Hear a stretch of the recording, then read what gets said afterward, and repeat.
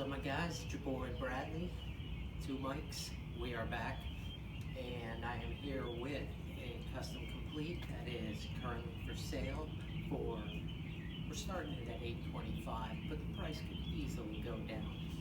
And what we're working with here, I might have talked about it in another bike check, but this one is for sale, and this is the final version.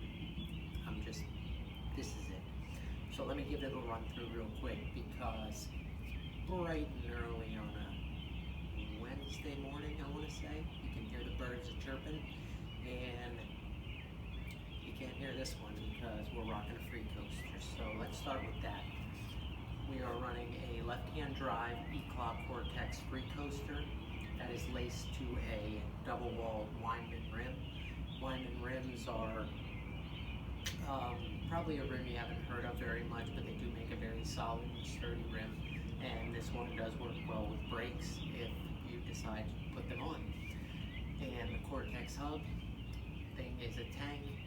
When I say that, I don't mean it in weight, I just mean that it is very strong, very durable, and it's a little bit heavy. Let's see here, tires. These tires are on here right now, but the final tires that would go with the bike if you bought it brand new would be the white Sunday Current V2s with the black sidewalls. I believe you've seen those, and they just add like this awesome pop to the bike, but I'm not going to test the bike out with some white tires. I'm going to finish testing it out today. The coaster works fantastic, and yeah, so far everything with this geometry fits great. Right now I have on one of the E-Clock Donna Street rear tires, basic pivotal seat post, aluminum, the demolition axis seat in brown, the slim version, which it's tough to match, but I think it looks pretty good on this one. Let's get into the drivetrain here. We have a Sunday Knox V1 guard sprocket 25 tooth that was a different color at one point, but now it's beautifully polished, and I think it looks great, along with some Odyssey Thunderbolt cranks that are left-hand drive. As you can see, that's the slack setting I have it at, which is about 4 inches, so probably can get a little bit less slack.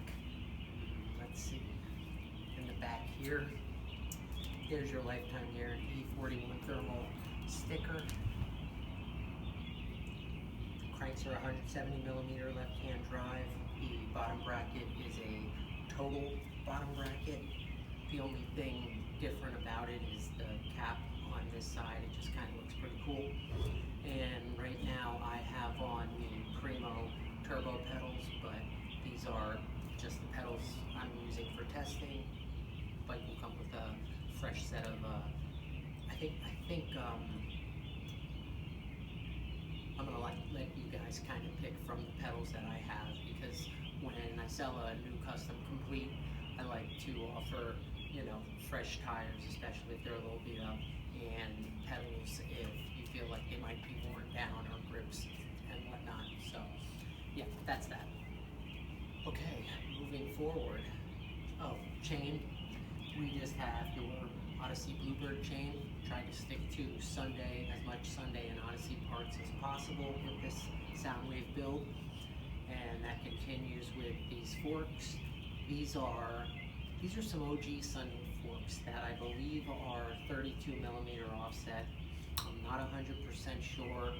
They're not the Sunday morning forks, and they're not the octaves, but they might be like a V1 of those. I'm not exactly sure, but they look really nice in the chrome, and with the more raked out offset and the shorter bike, I think they fit well. They may look a little awkward because of the angles here, but I think it looks good. I think this bike, being a 20.5 top tube, would be perfect for someone under 5'7", or under 5'8", or under even. I know guys that are 5'9", that ride a lot of tech stuff, and they tubes that are smaller than this. Also, the back end on this is 13 inches, which is perfect length back end, in my opinion, for someone who wants to learn tricks, have a little bit of stability, not too much pop like the Fit Shortcut does, which can be scary at times. And it also has a little extra room. You don't have to, as you can see, I'm able to use a full length chain and have it set pretty nicely in the dropouts, which also have these micro chain tensioners. Sunday has their own version of chain tensioners, which is like a two-piece tensioner, and I really like that idea. There aren't many tensioners out there that are two-piece that I think work as well as these. I often complain about chain tensioners, and when you run pegs with them, the threads often get jammed up, and then you struggle getting them in and out. So if I'm running pegs, I'm not even gonna throw the chain tensioners in there. All right, let's see. Moving to the front end, we have, I believe it's a 75 degree. I think it might be a 75.25 degree head tube, so it's a little bit on the steeper side than your average 74.5 or 75 degree head tube. 71 degree seat tube, 9-inch standover average, and we have the Sunday forks. They are uncut and they fit very flush here. I connected them to a nice polished Eastern headset that I like the way the look of the forks connecting with the headset.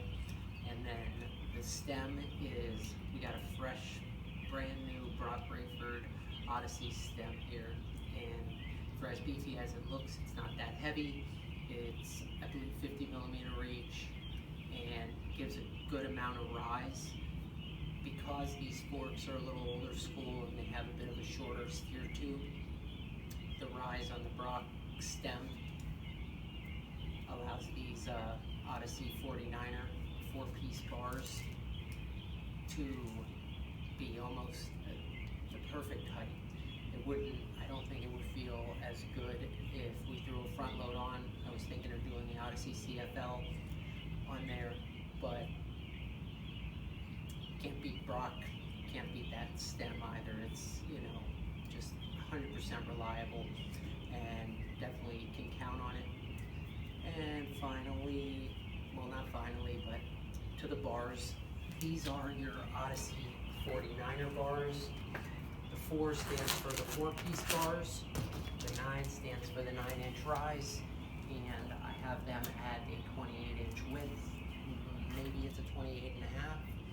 And the grips I'm using here are the super soft Travis Hughes with the classic Odyssey par ends that a lot of guys love. So, front wheel tire, we have a Jake Seeley street tire on the front, and this is the 100 PSI version. You can see these things are pretty fat, and the rims are, here we have a Primo. This is one of the OG male axle Primo hubs that I really like.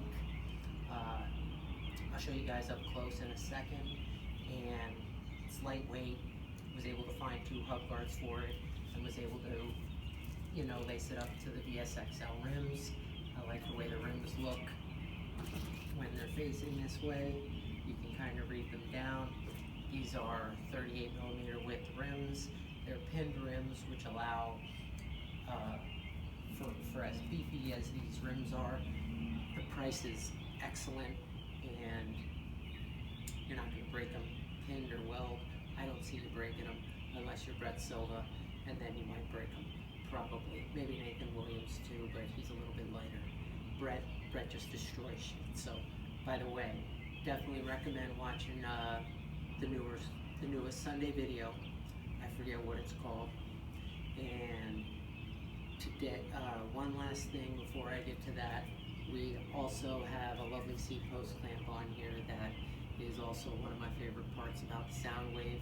I wish more bikes allowed for a separate seat post, but I actually think it's cheaper to do the integrated seat post and to set this way and add seat posts. So that's why I think integrated. I'm going to find out about the integrated seat posts and why they're all arrayed, because I know they're difficult to break, but I've broken plenty of seat post bolts, and once you tighten them once, loosen them, and then try to tighten it again, it's likely to break. And if you ever break an integrated seat post clamp, like say you're stretching it out to fit the seat post in, because a lot of times with a lot of frames, especially like S&M and Fit, you can barely get that seat post in, which I don't know what BMX needs to do to fix that, but it's got to be an easy fix, because I don't know a single person without scratches on the back of their seat posts, and I think we can do something about that. This is the total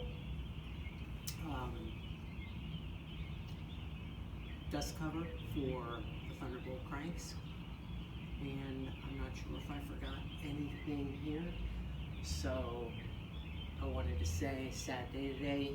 Dave Federal rider, back in the day, definite trendsetter, Davey Watson, passed away. I don't know too many details, but I know that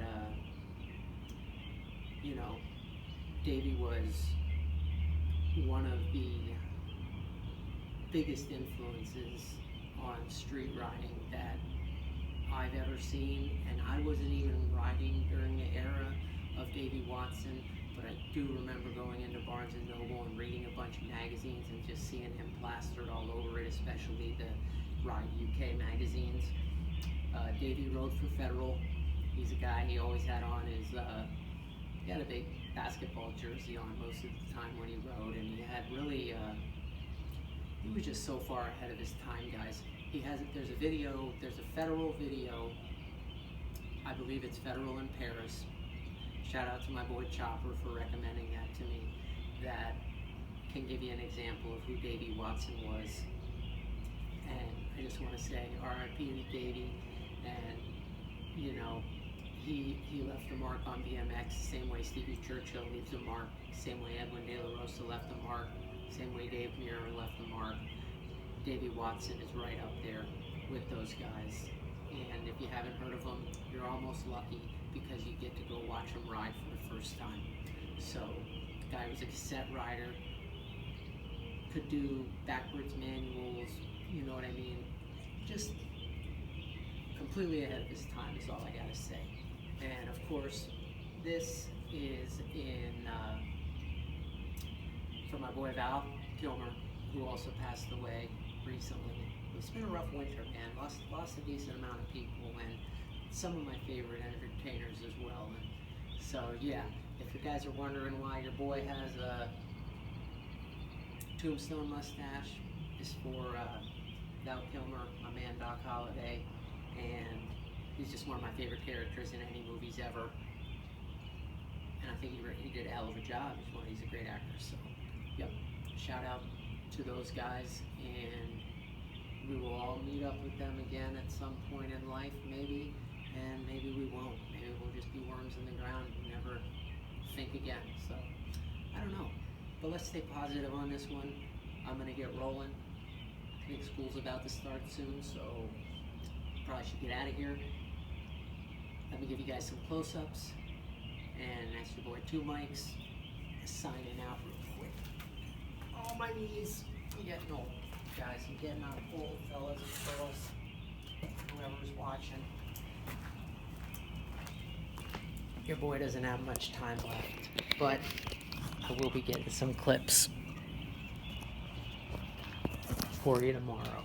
Because I'm still planning on getting those 10 edits in 10 days. So here are the forks I was questioning.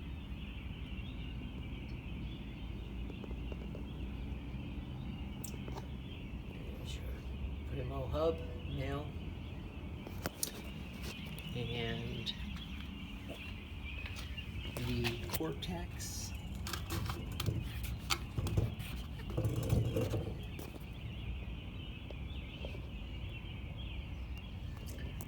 should have put the light on. Sorry, guys.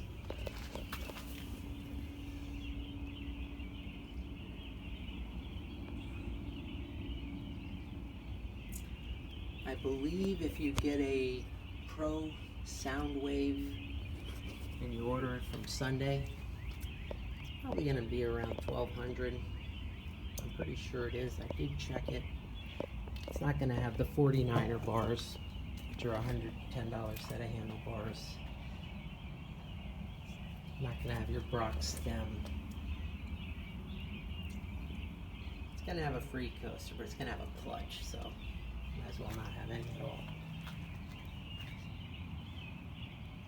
Alright guys, if anyone's interested in this, you let me know. I'd rather you guys be riding it than sitting in the shop, so if not, we may end up giving this one away. We shall see.